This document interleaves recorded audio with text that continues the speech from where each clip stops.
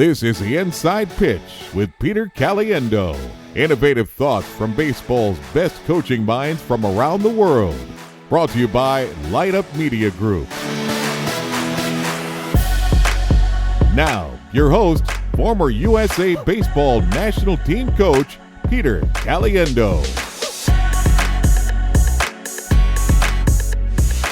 Welcome, everyone, from around the world to the Inside Pitch. I'm your host, Peter Caliendo. As you know, we do not like to waste any time. We'd like to get started with our very first guest because we want to bring all the substance of the talk to you right away. So I'd like to welcome to our show J.R. Richardson, the Associate Head Baseball Coach at Tiffin University, an NCAA Division II school in the Great Lakes region, Intercollegiate Athletic Conference. J.R. has coached at many levels, starting from even St. Charles North High School in Illinois, where I began, to travel clubs, junior college, and now at Tiffin University.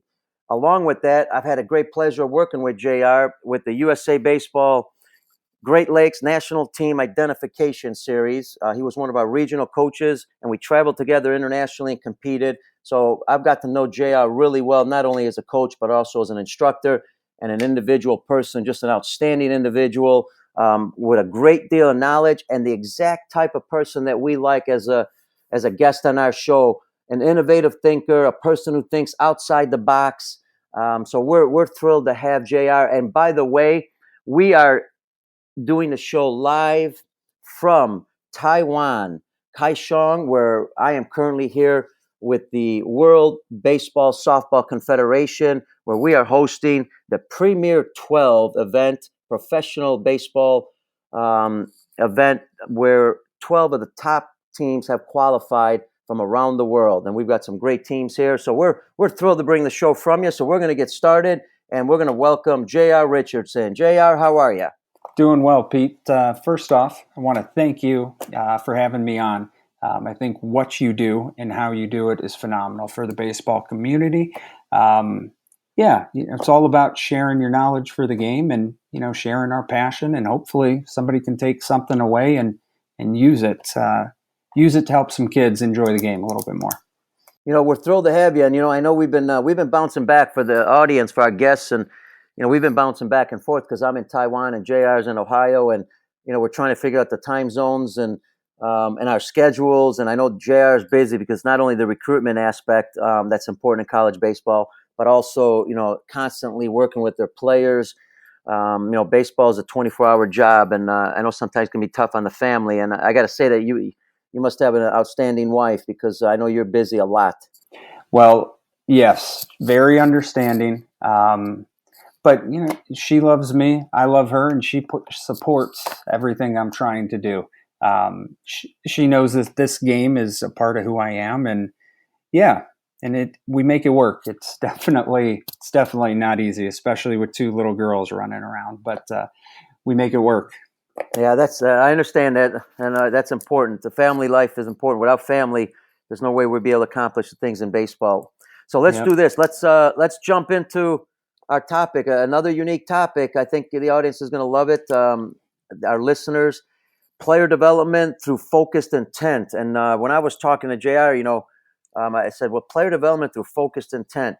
It is tough to stay focused, not just through a whole game, but even, how do you train to stay focused in all aspects of the game? Now, we're going to talk about a couple aspects. We're going to start with hitting, and then we're going to go into pitching also. But let's begin with the topic. And JR, I want you to explain to our, audience and our guests that are listening from all over the world, the title itself, why that title, and a little bit about what the title kind of means. Yeah, no problem. Ultimately, to give you a little bit of background of where this comes from, I'm kind of a nerd for the game. I love to break everything down to its simplest form. And focused intent, really what I mean by that is that I want to coach the game in regards to how we are going to win the game. So I guess focused intent could be goal orientated to a certain degree, but what that means is we want to develop players through teaching them how to understand how you win a baseball game. Because ultimately, I think we've kind of created a environment where young kids, as they're going through the development process at the youth levels, through their lessons and instruction, they don't really grasp the details or the finer details of the game. Something I learned from you when we were down in the Dominican, you never tell the baseball players how many outs. They have to tell you how many outs, just to create an understanding of the game, a responsibility. So focused intent really means, how do we win the game of baseball? And it can be applied to, hitting, pitching, any aspect of the game, specifically base running as well. But what I'm getting at is, if we start with the goal in mind, if we start with the intent, we can develop the baseball player within the athlete. We can teach them the game. As a college coach, I see a lot of kids who don't understand how to win the game. They're great ball players, great athletes, and unfortunately, this for some reason, this component of the game's kind of been lost on them. They don't understand where runs come from an offensive standpoint. They don't understand what a competitive at bat means. They don't understand, that strikeouts are bad. And I blame part of it on kind of the ESPN top 10, culture, so to speak, where, we're giving all these awards to guys who are striking out, 200 times a year, when you can go through and look at Rod Carew's numbers or George Brett's numbers. And I don't think either one of those guys ever struck out more than 100 times in a 162 game season. Well, that's a good point. So let's stay on that. Let me ask you this question, because I think it'll set the foundation for our people, our audience. A lot of the kids that you see that you're recruiting now, and I'm talking about even starting as young as 14 years old, and I know you've worked with kids younger than that. They don't seem to really nowadays, like we used to. They don't seem to want to play the game on their own. They seem to be told what to do all the time. So I think, where does this start? If it starts at the young level, how do we begin to deal with that? Because by the time you get them, if this focused intent or playing the game on your own and understanding how to play the game isn't started at a young age, how long is it going to take you when they get to college to be able to teach them that? That's a great question. And that's something I deal with immediately when kids get on campus here. Every fall, before we start our 45-day fall season, or actually the first day of our 45-day fall season, we sit down in the classroom and we ultimately lay out what we're going to do, why we're going to do it, why it's important. We lay out what focused intent ultimately means. Now, just because they're introduced to it doesn't mean that, oh, I get it, I'm just going to go do it now because coach said so. A lot of freshmen and a lot of our transfers, still kind of feel like, oh, I need the coach to watch my swing and let me know what's going on. And, let me know if this is good or that is good. And I constantly have to remind them that it's your swing. It's your career. I'm done playing. My job is to help get the most out of your athletic ability. And by me telling you what to do all the time, that's really not going to make you a better baseball player. What's going to make you a better baseball player is if I can help lead you there, but you figure it out. So a lot of our cage time, a lot of our practice time, is trying to create drill work that ultimately helps these kids, one, learn the game and learn our system, but two, be their own coach. I don't want to have to coach 15 to 20 hitters every single year. If I can teach them to be their own coach, teach them to understand their swing and, have some feel for the game and understand, a given approach, considering how the game kind of changes and evolves. That's my goal, is to teach baseball to baseball players. And we're going to get in even to the hitting aspect, but let's take it down to the younger groups just for a second here. The coaches that are dealing with the young kids, the 8s, the 12s, the 14s, right, before they get to high school, even the high school players. What are some things? And I know it could be a 10-hour program, but what are some of the things that, even as volunteers or as travel team coaches or or high school coaches that, may not have as much time as you have as at the collegiate level, what are some of the things that they can begin to do? Just to give us an idea, some of the things they can do that can begin to progress this, so that way when they get to you, at least there's a foundation. Oh, I'm with you. I guess first off, kind of explaining whatever it is you decide to do with your players, explaining why it's important.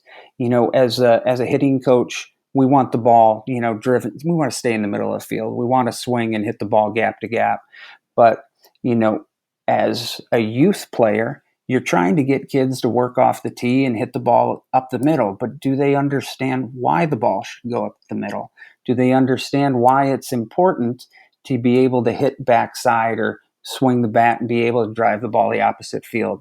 Do they understand why it's important to be able to hit a ball on the ground with the runner on second, less than one out, right at the second baseman? I don't think they understand the importance of those things.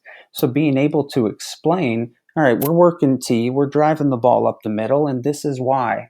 For our guys, I give a kind of a detailed report of every conference weekend offensive productivity reports. Essentially, I track every ball that's hit to left field, center field, right field, and then I kind of look at how many runs we score. And what I've found is that we score roughly 20% more runs when we have the ball going to the middle of the field. I can get into the detailed statistics of it all, but I use some fancy, not baseball statistics, correlation coefficients to essentially be able to deduce where our offense is coming from.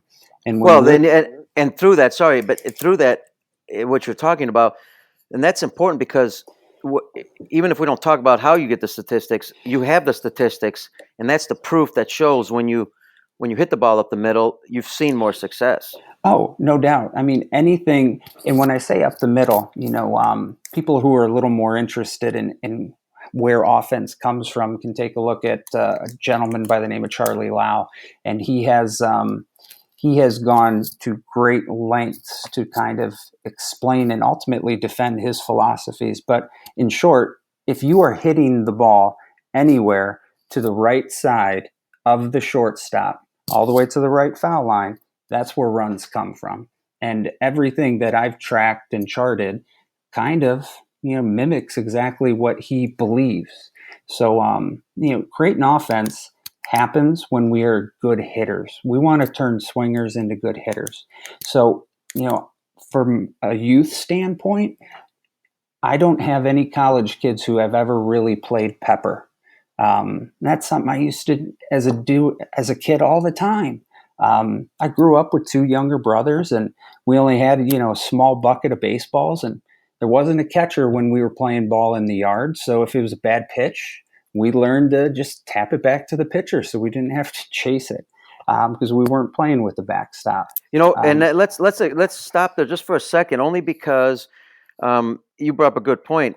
A lot of kids aren't playing pepper nowadays. A lot of kids and coaches who are younger coaches don't even know the word pepper, what it means. And for our audience, just to give you a little background, pepper is when you have one hitter, and we usually do it down the left field line, right field line. It could be, and you have two or three fielders in front of that hitter. Now it depends on the age. It could be 20 feet, 40 feet, 50 feet, and that those players are throwing a ball at the hitter, and that hitter has to control the bat and control the ball and hit it back to those players on a one hop. This continues. You're getting fielding working. You're getting back control. And the reason I wanted to bring that up, Jar, is because I want to ask you a question about this, and then I'm going to step back even further a little bit. And that's what's great about the podcast, is that we're able to really communicate a lot of things. I found, and I want to get your opinion on this because, we don't have all the answers. I found that even with younger players that, pepper a lot of times was played where when you hit the ball, you have to follow through and go all the way around. And sometimes a young player starting like that doesn't know how to control the bat and really hits the ball real hard. And then sometimes they chop it down into the ground. So what we've done is we've played what we call, contact pepper, where they stop at contact, where they're trying to hit either a one hopper or even actually a line drive back. But at contact pepper, you can't hit it real hard. Mm-hmm. So, and it also shows them at contact where they're at. where if they just took a full swing all the way through trying to control the ball, they don't. If they miss it or they really chop it down, they don't know what they did wrong. Give me your opinion of that, and tell me what you guys do at your level that might be different, when it comes to pepper. I couldn't, I've never, how can I say this? We've always called it pepper. The contact pepper you reference, it's funny because I started doing this with the first group of kids I coached in high school. And instead of playing flip or whatever the heck they were doing, I wanted them to get some work in. So ultimately, I taught them how to play pepper, and I sent them down the line, and that was the only thing they were allowed to do before games. And I noticed the same thing. They were hitting missiles at each other, and somebody was going to get, smoked, and it was going to be my fault. So I had them actually do the same thing you referenced. I had them stop at the point of contact, trying to teach them and develop some barrel awareness, some awareness of their hands and what their body's doing, and seeing the ball and trying to get it to go someplace. And they actually struggle at the beginning. Some of our guys couldn't even hit the ball when they had to stop. I couldn't agree with you more. We experienced the same thing. And honestly, there's some college guys who you ask them to go slow and they just don't, they lose the feel for their swing, because what's really happening is, they've got this very detailed idea of what their swing is. And, they're kind of on autopilot. They can only go full speed. So getting them to go slower is a good thing. And it reminds me of a drill I heard of. Hank Aaron used to do it. He called it the 8-second swing. And he would count 8 seconds, 1 1,000, 2 1,000, so on. And he would go through his entire swing process within those 8 seconds, just to try to build and develop a little bit of self-awareness in regards to what he's doing and how he's doing it. So he was trying to slow his swing. He was slowing his swing down to feel it and understand it better? I believe that was his intent. I don't want to put words in anybody's mouth, but I came across the drill researching and reading something online or some magazine, and I just thought it was great because oftentimes as a coach, kids they'll never see themselves swing even if you videotape it. So well, and I got to believe, JR, if you slow your swing down really slow, and you're working on it, even off a tee, now you're getting a better understanding for your swing. Where then if you start to speed it up, now the body feels what it's like. A lot of kids just want to speed it up and have no idea. Exactly. I think it helps develop some awareness and some feel, and kind of outlines, it basically puts some stuff together in that head, All right, I'm going to throw you a curveball because I know you're a good curveball hitter. You got pepper. I'm going to ask you to say when you use pepper or with your players, but let's take batting practice, pepper, game. Nowadays, a lot of people are saying, even a guy like Joe Madden, sometimes batting practice can be overrated. It could be good, it could be bad, depending on how you use it.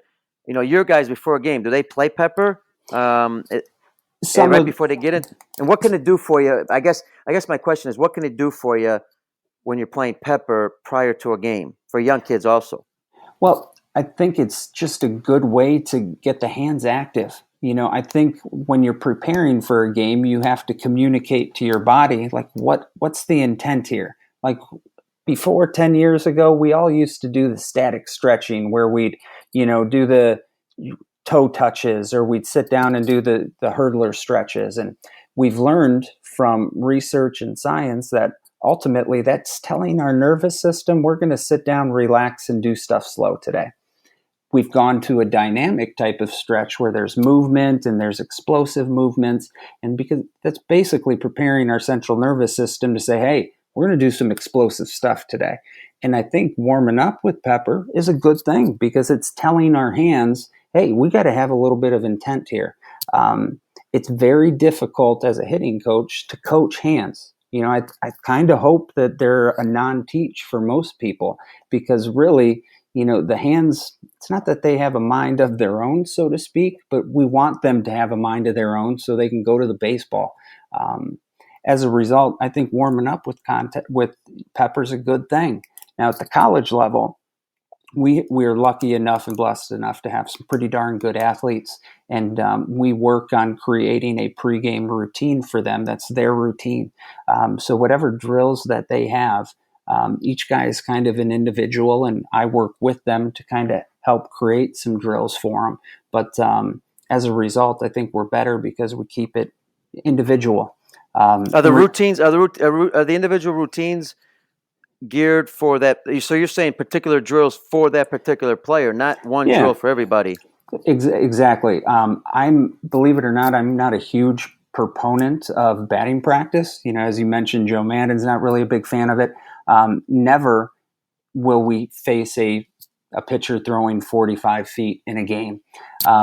Never will we see a consistent release and consistent delivery and consistent velocity. So I believe BP actually at times makes hitters worse because you're allowed to do things you can't get away with in a game. Is there anything in batting practice that you do? Yes, we do. That prepares them for the game, I guess, is what I'm saying. Yeah, we run our batting practice completely different than most teams that we've played. Each group gets a certain time allotment, and ultimately you get each round is 4 pitches, and within that round you have to either hit a line drive or hit the ball in the middle of the field. If you do not do either one of those things, you are done swinging.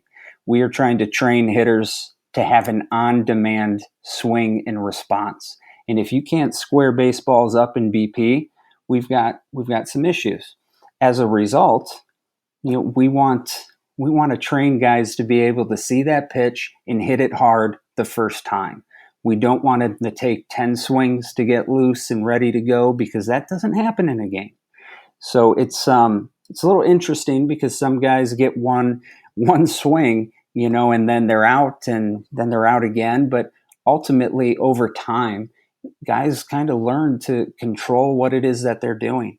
And it's interesting on this show. We love to hear, we call it outside the box thinking. We're not trying to reinvent the game, but we're trying to come up with ideas that are going to make the players, the game, the team better. And what you just brought up, I know you listened to it because Nelson Gord was on our very first show from Notre Dame High School, and he brought up the concept of, his pitchers, they pitch 1 or 2 innings, but if they get an extra inning, if they have 9 pitches or less in that inning. Yeah. And it's very similar to what you're saying here. If you can hit the ball up the middle, then you're going to get hitting. If you're not, then you got to work on something to get back in here to get that. Exactly. And it's, I guess I go back to my entire career, and even as a player, like BP was kind of like a laser show. It was like, all right, let's drop and drive, cast and blast. Let's show the other team whose muscles are bigger. But ultimately, that doesn't lead to winning the baseball game. We are about consistent, solid line drive contact. And ultimately, we want to stay in the middle of the field. I think that gives us the best margin for error. And I think communicating the way that we have with our warm-up routine says, hey, this is the goal, and this is what we are going to do. And if you're sorry, and the reason sometimes I apologize for interrupting, but I want to relate this a little bit to younger players too, because there might be some coaches. Our shows have 3 levels: level 1, level 2, level 3, and as our audience can look at on the website. But we encourage them to listen to all the shows if possible, because they can always pick something up. When you take a young player, I have a coach who's throwing underhand, for BP, because a lot of young players you don't want to throw overhand, or maybe a coach is on one knee throwing overhand. You want to, and you can do the same thing. I mean, you can encourage young players and have an incentive for them, even at the young levels, to do this. There should be no difference, right? Just because you have a screen or you have more equipment doesn't mean that a young coach that doesn't have that can't accomplish this one way or another. Oh, I couldn't agree with you more. And it's it's a byproduct of, if I'm a 12-year-old coach or a 12U coach, it's real simple. Round 1, we're driving the ball up the middle, and you pick something out on the field, out on the outfield fence. It's got to stay in between here. You want to feed the ball up, right down the middle of the plate for the guys to be able to drive it back up there. But you do it well, you stay in. next round it's driving it to the other way, and make sure as the coach you're feeding it to the outer half so they can have success doing that. But as a result, when we focus on the intent to drive the ball up the middle or go the other way or even pull it, the player is going to be better. They're going to start to figure out what they have to do. And yeah, at first, if you're going the other way, you're going to start to see guys adjust their swing and try to push it over there. But, that's when, the coaching comes into play, and you teach them where within their swing, where within their zone is the ideal point of contact to drive the ball out over that way. But now I've seen, let me ask you this. I've seen like the Japanese and the Japanese national teams, they will, and I really believed in this, they will a lot of times during batting practice, they have pitchers throw batting practice, but they also have them throw certain pitches, because they want to create more of that game experience where, you're working on a curveball, you're working on, change ups, you're working on fastballs, to where if you're just throwing batting practice, you feel great, but like you said, they're throwing 40 miles an hour. Now, if you're throwing 40 miles an hour and the guy's not hitting well, now mentally he's not going to feel real good about it. Is there something you do to prepare your guys? Of course, up the middle, but anything else that you have them prepared for? Yeah, we do have, and again, I don't see a lot of this, and it's not per round, and our approach from a coaching standpoint changes depending on who we're preparing for that week. But if we're playing a team that we know is going to be very fastball heavy, we will mix in within those rounds breaking pitches that they don't know about, that they're coming. And, the goal is, if you see it up, you drive it. If you see it spinning and it's down, you spit on it and you take it. So we're trying to train them within that instance that we're going to attack the fastball today. There's some teams who try to ultimately pitch us a little bit backwards, and we approach that differently as well. And now it doesn't just start in the pregame for the first BP session before our first game of the conference weekend. We're planning for that all weekend with how we train. If we know we're playing Grand Valley State, for example, who always has guys who are throwing low 90s to mid 90s. We're going to ramp up our machines and get them going as fast as we can, and we're going to essentially try to recreate that pitcher through our focused drill work. So that way our players can have that same intent within their drill work that they will need to have in the game to be successful. Now, I understand at the youth levels, the type of scouting and stuff and scouting reports that doesn't really exist as it does on the college level. But more often than not at the high school level, everybody knows kind of who they're facing, and you got to prepare for the game that you need to win today or that day, and or the next day, whatever the next game is.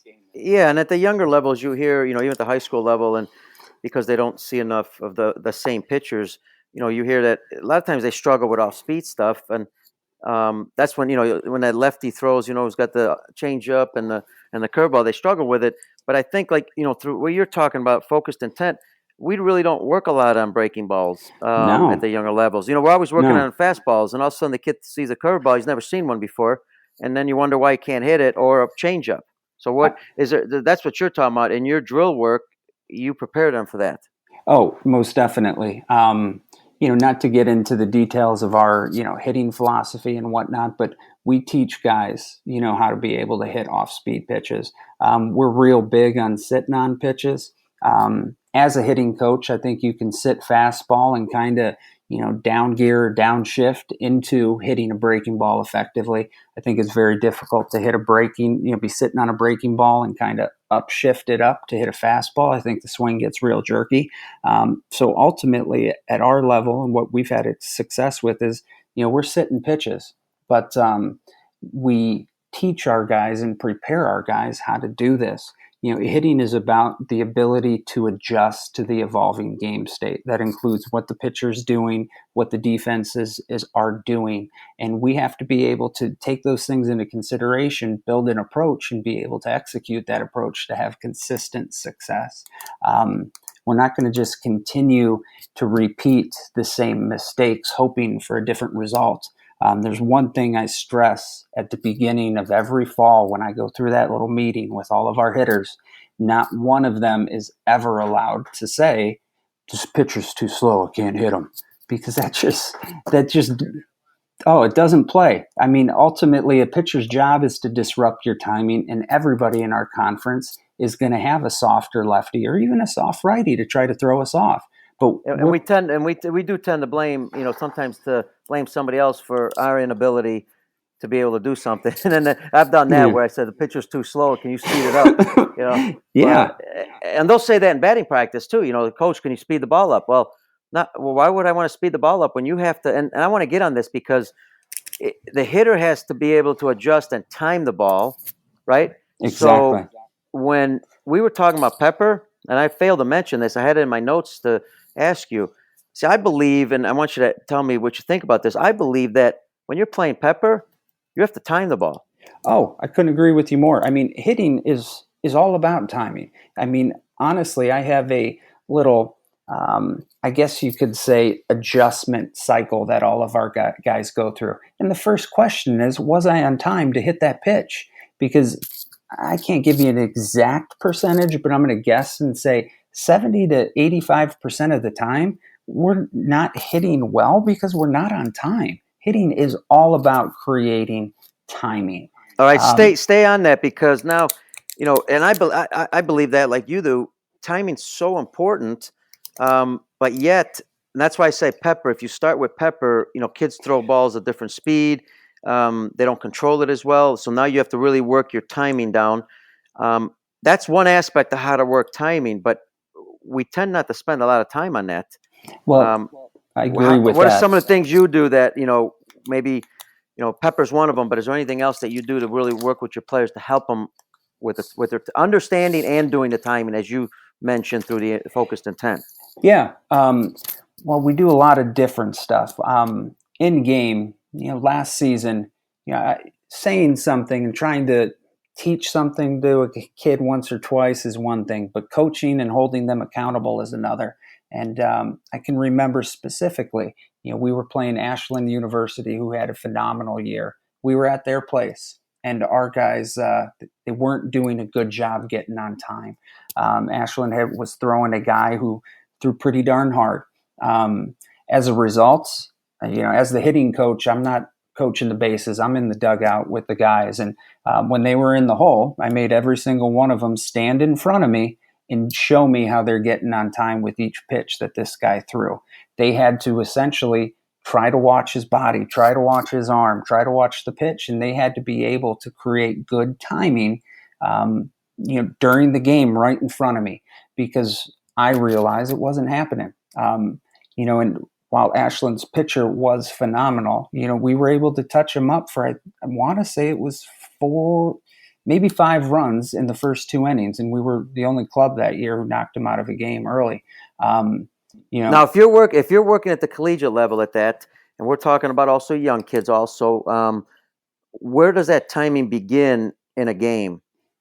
Well, where do you start working on it? We start working on it as soon as we see the opponent's pitcher get up in the bullpen to start getting loose. All of our hitters will ultimately, they will be hawking the pitcher from the other bullpen, trying to pick up on a release point, trying to pick up on a delivery pattern, trying to pick up, ultimately what his body's doing. Is he telegraphing his, fastball versus his curveball, changeup, slider? What pitches does he have? Now, I'm real big on, we don't communicate, oh, it's a curveball, oh, it's a slider, because that could mean so many different things. We communicate shapes. What does it look like? Use your finger, use your hand, because that's what we see. A curveball could be 12-6. Somebody else's curveball could be, more of a slurve, or they could call it a curveball and it's really a slider. We communicate shape, because when you communicate shape, you're able to create a different picture in your head and ultimately be a little bit more prepared. We've all seen the changeup, that kind of runs away from the right-handed hitter. We've seen the changeup that just kind of drops a little bit. We've seen the changeup that doesn't do anything, and it's just the guy's telegraphing it with a slow arm. Which one does that guy have? And based on the situation, how often is he going to it? And what can we do to prepare for it? While that pitcher is in the pen, what's he throwing for strikes? Are there any of his pitches that we can eliminate right away? Is he just bouncing that curveball in? If he is, we see spin, we're just taking. ultimately, it's about trying to use your environment to your advantage. When our guys are in the field, ultimately our entire bench, our entire dugout, if their opponent's pitcher is going to start getting ready to come into a game, they're hawking him and they're communicating as soon as our guys get back in the dugout. So I think it's something that's kind of lost on our youth and stuff. But now let's take the high school guy then, because I've had a lot of high school players. They're on deck. Exactly what you mentioned. You're on deck and you're trying to time the guy. I'm not really sure they really understand what they're trying to do on deck. They're watching them and they're just taking a swing. Is there anything specific on deck? Because we hear that's so important. And and if the older guys are doing it, then young kids can start realizing, man, this has got to be really important, because if collegiate level and pro guys are looking at it this way, then why aren't I doing it? So on deck, what is something that what should they be doing on deck?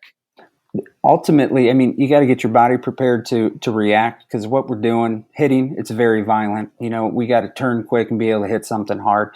But as they're getting on deck, they're worrying. They should be doing all of their preparatory mechanics, so to speak. And what I mean by that is everything that's important before you initiate the swing process. So our negative move or positive move, or what we call our load stride, whatever it is within whoever system, they should be paying attention to how their body's moving. And when that ball enters the hit zone, is their bat going to be there? Now, each pitch is a little different. The outside pitch, the outside pitch needs to be contacted technically a little bit deeper. Inside pitch technically a little bit further out in front. I don't want to get into all the the details of the mechanics of the hitting zone, but in short, they should be focusing on staying on time with that middle fastball. And the reason how do they know on time? Is there a part of their body that has to, like their foot, does that have to land at a certain time on deck with the pitcher, and how do they know how to do that? That's a great question. And that's where it comes with, the repetition in doing it. They have to, it's hard because you don't have the same angle and stuff. But, I think just because it's hard doesn't mean that we shouldn't do it. It means that we should learn to kind of create that feel and do that dance with the pitcher while we're on deck, even in the hole. I keep going back to something I saw on ESPN a long time ago in Evan Longoria, who phenomenal baseball player.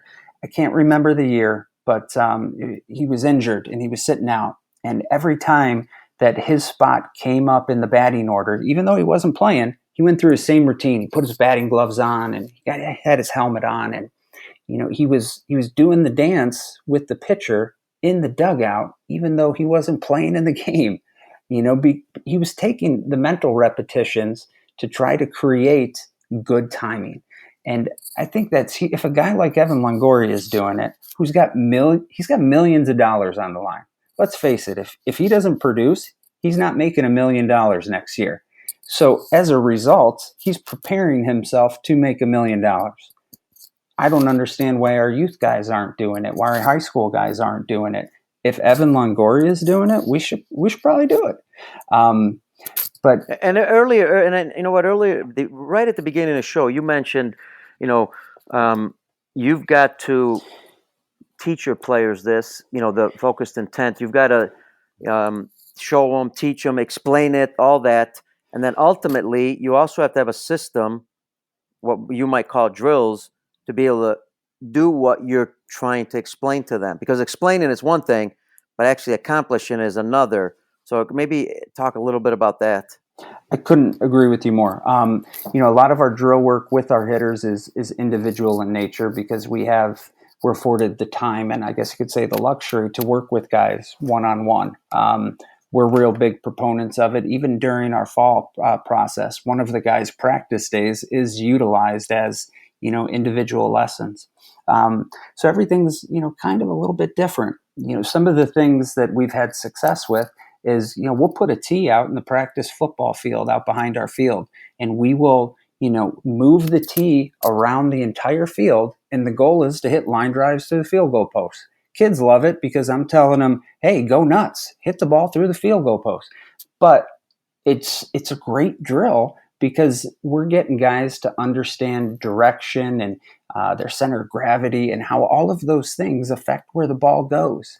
And just doing that simple drill, the intent is, all right, we're going to drive this ball. Let's say the field goal post would be kind of in right center field, for the sake of explaining this. We're going to work on driving balls off the tee to right center field on a line drive.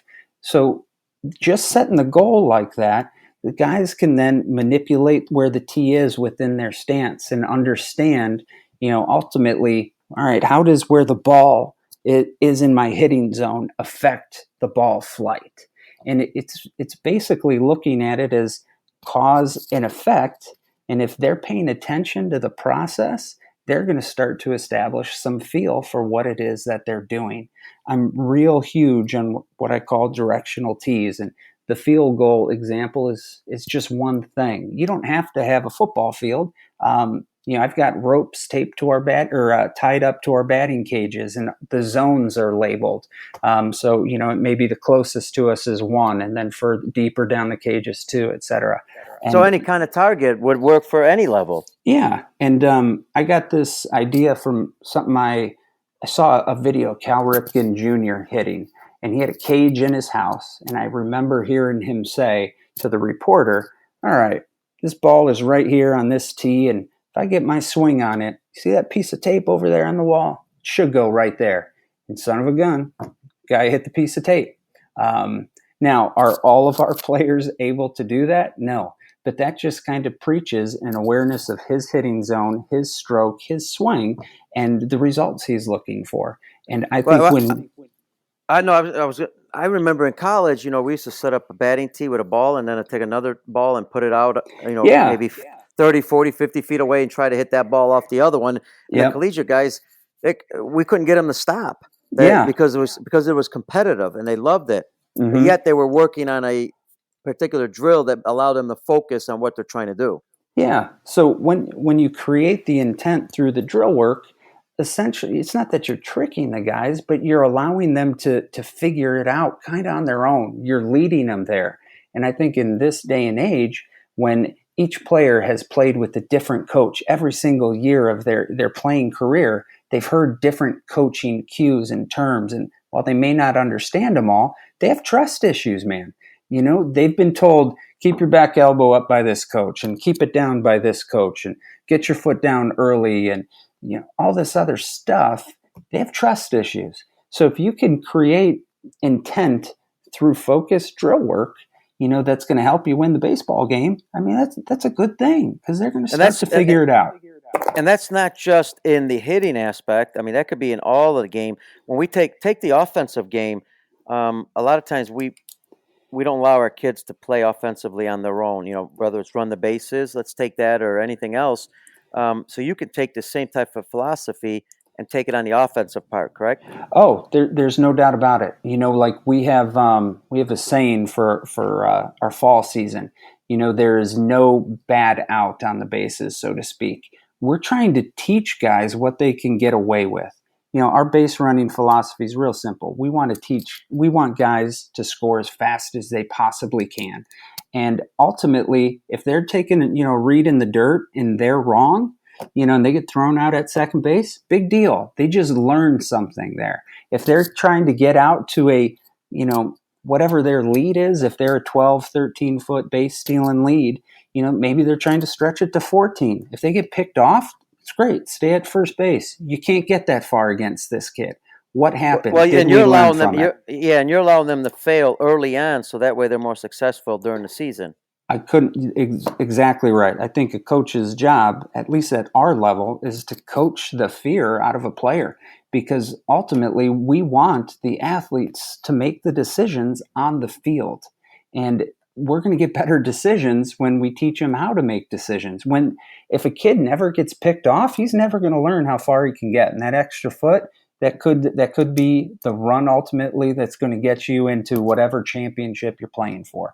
We want kids to learn. If we can get young kids, well, think about it. If we can get young coaches to understand this, to work with young kids on this, by the time they get to your level, you can now at least be prepared to go on to the next thing. Oh, I couldn't agree with you more. Now we do see some base runners who have a good feel for what it is that they're doing, and chances are they're coming from pretty good programs where their coaches have coached them up and whatnot. But honestly, it's few and far between. It's tough because they come in and they understand the nuts and bolts of the game. They understand catch, throw, hit. They understand field. But the details, the base running, why is it so important to go first and third on a ground ball that's through the right side of the infield? That component of the game is lost on them. They don't understand why it's so important to get a runner from second to third base. When if you're up to the plate and there's nobody out, you got a runner on second, get him to third with one out. Ultimately, his chances of scoring are 80%. You keep him at second base with one out, his chances of scoring are like 40%. We want to win the baseball game, and to win the baseball game, you need to score more runs than your opponent. It's not about the hits or the home runs. Those all play a role in creating offense, but understanding how to leverage your outs to create offense is vital to a team's success. And I guess what I'm getting at is kids understanding that their goals and aspirations, whatever they want out of this game, should be achieved through a team concept.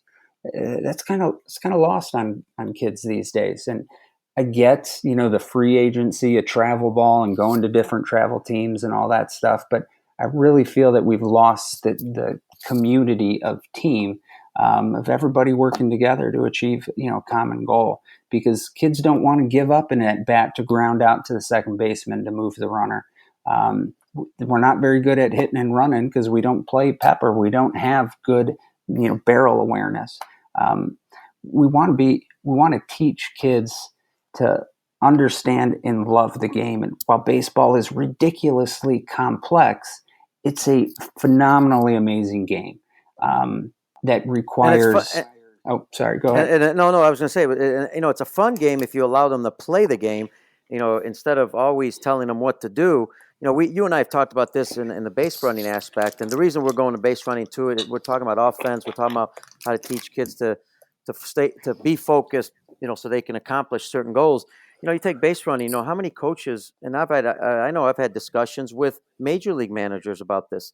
And I saw in the in the World Series with Kansas City, their manager allows them to run the bases on their own. The ball's in front of you. Why am I making a decision for you if I should go on to the next base? Why, I'm here in Taiwan and I'm watching. I've seen the Cuban national team for 15 years now. Probably one of the most aggressive and fun teams to watch run the bases. They know what they're doing because they're allowed to do that on their own since they were 10 years old. They didn't wait till they got to the national team and say, okay, guys, you're ready. You can do whatever you want on the bases. The ball's in front of you. You control the game.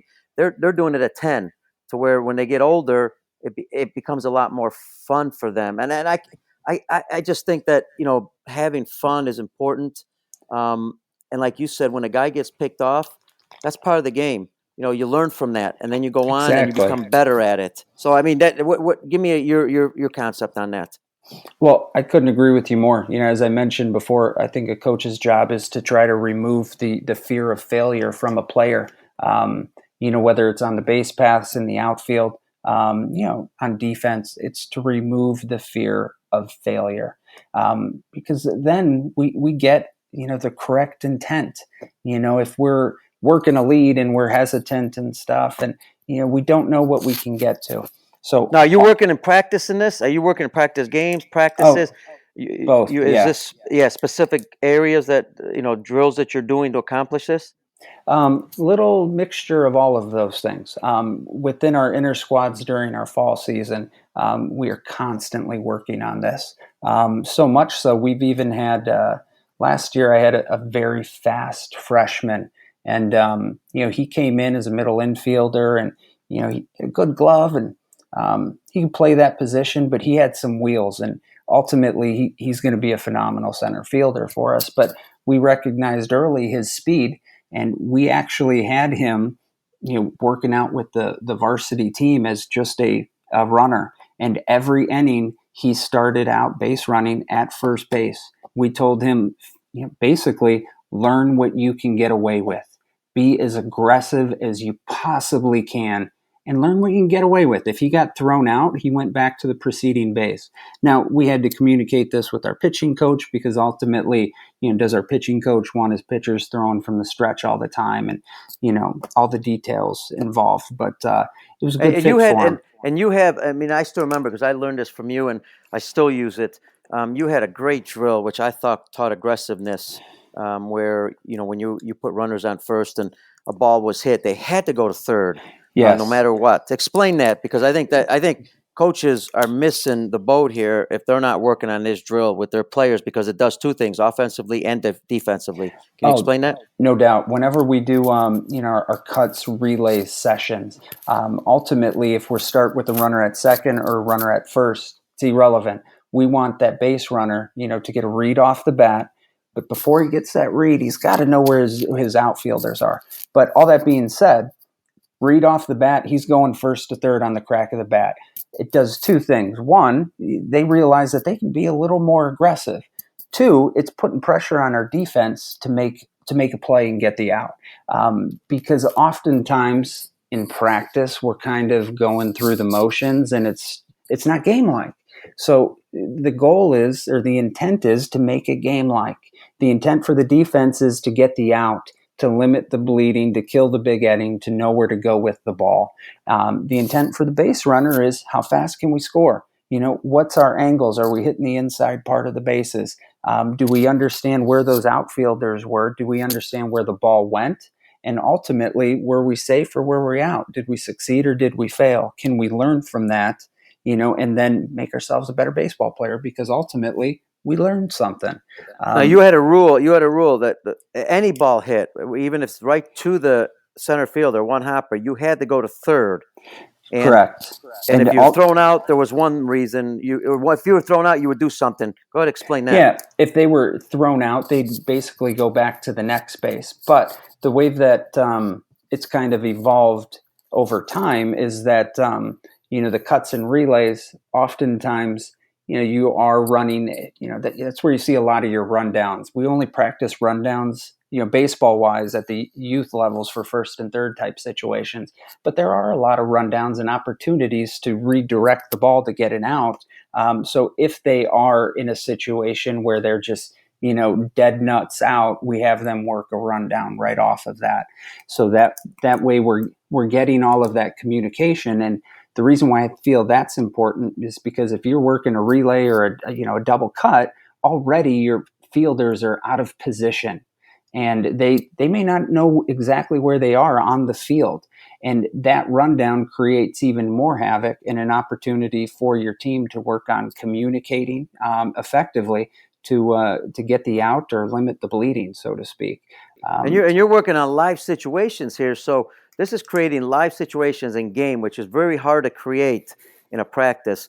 And your defense, what I'm getting at here is, your defense is under pressure. So now they got to deal with the pressure with the runner, and your runners are going to understand that because you're putting pressure on them, as we saw in the Kansas City, World Series, even at the big league level, when you put pressure on players, they're going to make mistakes. So on the flip side, the defense is getting a chance to work on how to not make mistakes under pressure.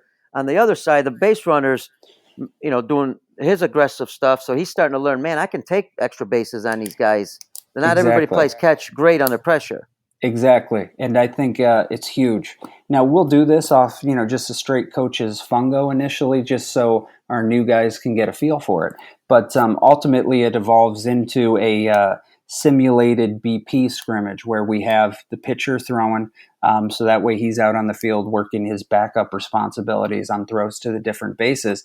But it may be that we move the outfielders into the cut of the grass, so that way we're forcing balls over their heads. So now we got to work double cut situations. And, again, when an outfielder's chasing down a ball, his back's to the entire field. So we're working on communication as well. But I think any way you can create competition and build that game-like environment within a practice setting is a good thing for players. It does. The first time you do it, it can it can get out of hand real quick because it ends up being a snowball fight and then an Easter egg hunt because you're trying to find the baseball afterwards. But once the kids grasp the concept, and it's a good thing. Now we don't just jump into this. We're breaking down our cuts and relays in the classroom up on a computer, some sort of PowerPoint presentation, so they all understand their roles before we even take the field. But I think it's a vital part of practice, and I think it's why our teams come together to in the manner that they have, because we constantly try to create game-like situations in which they're forced to communicate to achieve whatever it is they're trying to do out there. Okay, JR, listen, we can go on for 10 hours. We are down to our last 5 minutes of the show. Now, we discussed, hitting offensive, the intent or the focused intent of it. I know we can get a lot more in depth. We've got a lot of things we can get into. We want to get into the pitching also, so I'm gonna bring you back to discuss the pitching part of that part. What I'd like to do right now with the last few minutes we have, is there anything for our coaches out there and our parents and our players are all over the world that, according to on this topic, that you'd like to make sure that you get out there that we haven't had a chance to talk about? I'll give you that 2-3 minutes to do that, and then we'll finish the show up. Yeah, most definitely. I think coaches ultimately shouldn't be concerned with winning a beauty pageant per se. I think oftentimes with all the lessons and stuff, and I'm not saying lessons are bad, but we're so consumed with how something looks, and we don't pay as much attention to how something works per se. Nobody is going to critique a young man who's out in front on a breaking ball, throws the barrel, hits a double down the left field line, and drives in an RBI. Nobody's going to say, "Oh, that was a horrible swing," because the guy achieved the goal, put the ball in play, and score the run. So we shouldn't, as coaches, be so consumed with what something looks like per se. We should be consumed with the results or the utility of that thing. From a hitting standpoint, I don't really care if they hold the bat with their feet. If they're able to make consistent, hard line drive contact, we need that to win the baseball game. Line drives win baseball games. So I guess what I'm getting at is let's be a little bit pliable in our thinking. We've seen it with guys in the big leagues. Nobody looks the same. They all do a lot of the same things, but not many of them look the same in regards to how they're doing it per se.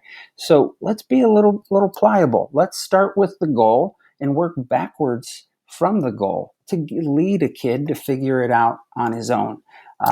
Let's not be so rigid in ultimately how we're trying to develop guys. If you watch any of my hitters here at Tiffin, they don't all look the same. You're not going to be able to say, "Oh, that guy hits with JR, that guy hits with JR." My job as a coach is to understand what my players do well, develop that, kind of help them with some of their weaknesses, but develop their strengths and ultimately figure out a way to leverage those strengths to create a competitive advantage over my opponent. Because I want to win some baseball games, and our guys want to win some baseball games. So as a result, focus on the utility and work backwards from that. I constantly go back to something myself and my two younger brothers did when we were kids. Is we were lucky enough to live pretty close to a nice little baseball complex in California.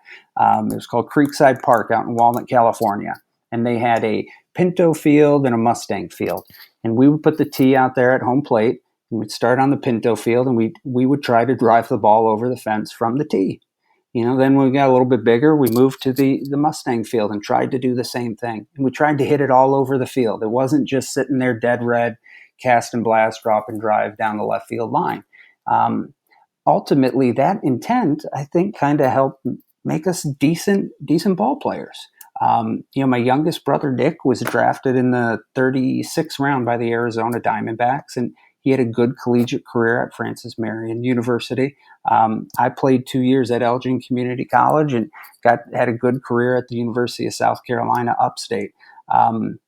Ultimately, I think us being allowed to figure it out, to want to hit the ball really hard, to not want to strike out, to despise striking out. I think those things kind of helped us, play the game as long as we could. And we all got. Sorry, go ahead. What's amazing, and I know we're really short on time here now. What's amazing is we have not, this show for our audience and our coaches. This show is not scripted. We're just talking baseball, and it's amazing what JR just mentioned, because I was going to mention to all our coaches out there, take a day or two, go out to the field, tell the players to make their own lineup, get their pitchers ready. You sit in the stands, let them play for 9 innings. You take notes and let them just have some fun. There's a lot they can learn by just playing on their own, and they don't do that enough anymore. And that was what you and your brother were doing. You guys were in the backyard with the tee, and you were playing, and you learned from that experience. And when you're talking about player development through focused intent, what a better way to stay focused, or to learn how to stay focused when you're on your own with other guys and there's no coaching going on, because you've got to accomplish certain things. And I know we used to do that. I'm sure you did it when you were younger. Oh, there's no doubt about it. And we would develop, silly little games. We had something we called over the line, where you could play with 4 guys. You had a pitcher, a hitter, and if you hit a ball over this fake little line, it was a single. If you hit it over the next one, it was a double. And ultimately, it allowed us to play, in a small little space. Like I can vividly remember the area in which we played it. It was behind the Mustang field when there were other games going on. And if you dragged the barrel and spooned the ball to the right side, it was in play and the game had to stop. So we learned to stay in the middle because of that simple little over the line game. And you constantly, as a coach, go back to your experiences as a player and try to figure out where you came up with some of this stuff. And it's I think it was really just a byproduct of my upbringing, and my parents supporting us fully and saying, "Here, go do this stuff." And it was great. That was outstanding. We definitely got to bring it back. We've had some great speakers, great guests the first 3 shows, and we definitely have to bring a lot of you back, because there's so much to the game that we can teach coaches out there. I want to thank you. It's an outstanding show you did, and I hope to be able to get you back on the show. It's my pleasure, Pete. I appreciate the opportunity, and if there's something I said that you can utilize ultimately from this, that's awesome. If there's something I said that you absolutely hate, that's kind of awesome too, because at least you formulated the opinion that you do not like it. Because some stuff works for my team, my program, my hitters, that may not work for yours. But we have had some success offensively and on the pitching mound, and ultimately it's kind of about what works for your group of guys, and not being afraid to learn new things, try new things, and adjust. Great. Thank you, JR. And for all you coaches out there, we're going to have JR's information on our website. I'll go over that. We'll go over some details on the website for you. And remember to check out our Twitter at Inside Pitch Show. Our Facebook is facebook.com/Inside Pitch Show. And our website, where you're going to see JR's information, so you can also contact them and send them any questions you have. That is the InsidePitchPodcast.com. Now, you can email me if you'd like some information, if you'd like to hear a specific guest. The email is peter@InsidePitchPodcast.com. Now, remember, the more coaches get trained, the better players we're going to have all over the world, and it's going to grow the game much better. So, continue to get educated. I'm your host, Peter Caliendo. Have a great day, and I will see you on our next show. This has been the Inside Pitch with Peter Caliendo, a Lineup Media Group production. Get access to all of our podcasts like Youth Baseball Talk, You're on the Clock NFL, and Let's Get It On with famed MMA referee Big John McCarthy and Sean Wheelock. Online at lineupmediagroup.com and on iTunes and Stitcher.